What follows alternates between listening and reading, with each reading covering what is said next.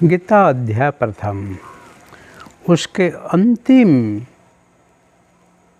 क्षण में अर्जुन सब तथ्य को ही भगवान कृष्ण को बता के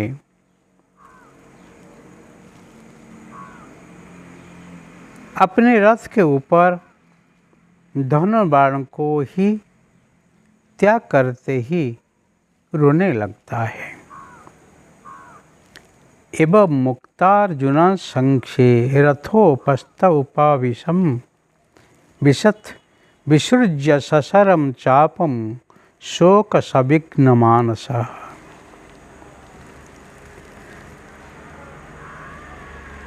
संजय धृतराष्ट्र कहता है, रणभूमि में सुख से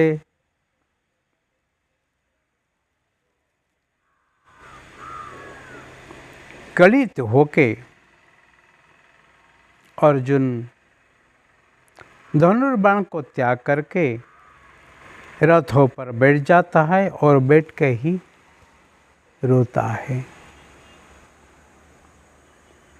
लड़ना जो लड़बेया होता है वो जब रो रो के युद्ध मैदान में जो कुछ होगा परंतु मैं युद्ध करूँगा नहीं, ऐसे बोलना ही ठीक नहीं है। ये सैनिक का शोभा नहीं। इसलिए अर्जुन स्थिति को समझने चाहिए। भले वो भावावेग भाविक होके अपना परिवार के लिए, अपने धर्म के लिए, अपने संस्कृति के लिए, अपने कर्तव्य के लिए जो कुछ बोलता है वो ठीक है, परंतु युद्ध मैदान में युद्ध को संचालन करने के जगह पर जब ये सेनापति अस्त्र शस्त्र छोड़ के रोता है वो ठीक नहीं है। क्योंकि युद्ध मैदान में खड़ा होने के लिए केवल एक दिन की भावना, एक दिन की कोई कर्म ही निर्धारित नहीं है, निश्चित नहीं है। उसके पीछे बहुत कुछ कारण होता है। महाभारत युद्ध आतताइयों को हत्या करने के लिए है, जो एंटी सोशियल हैं, जो समाज के अतत्व हैं, समाज विरोधी हैं, उनको दूर करने के लिए ही हुआ था। परंतु यहाँ पांडव कौरव के बीच में युद्ध करने के कोई मतलब नहीं, परंतु कौरव ऐसे सत्ता, शक्ति, संपत्ति और परिवार, सगा संबंधियों को लेके ऐसे अहंकारी हो गए हैं, इतनी कुकर्म करते हैं और समाज में साधारण आदमी बचने का ही दुस्साध्य हो गया।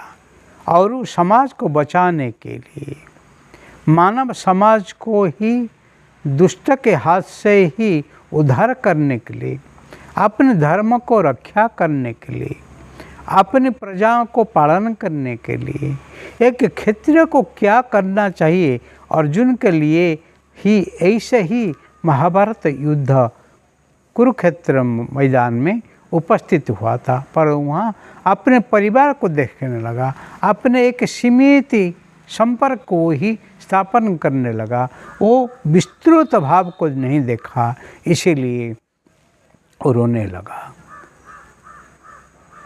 इसीलिए अर्जुन को उठाने के लिए, अर्जुन को युद्ध के लिए तैयार करने के लिए भगवान जो जो तरीका लिए हैं वो ही हम देखेंगे। पर कोई भी अर्जुन जैसे युद्ध मैदान में रोते हैं ऐसे नहीं रोना चाहिए। हाँ, अर्जुन में एक विशेष बात है, वो रथ ऊपर अस्त्र शस्त्र को रखते ही, वो रोते ही वो बैठ गए, पर वहाँ से युद्ध मैदान से भागे नहीं, ऐसे कर्तव्य पथ से भागना नहीं, जागना है। थोड़ा बैठ के विचार करना है, सोचना है, मैं जो करता हूँ वो सही या गलत है।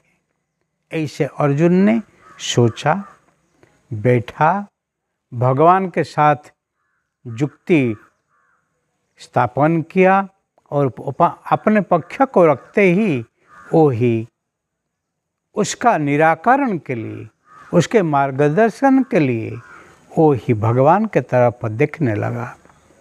तब भगवान जो बोले वो ही द्वितीय अध्याय है, और वो सांख्य योग जो है द्वितीय अध्याय हम कल देखेंगे।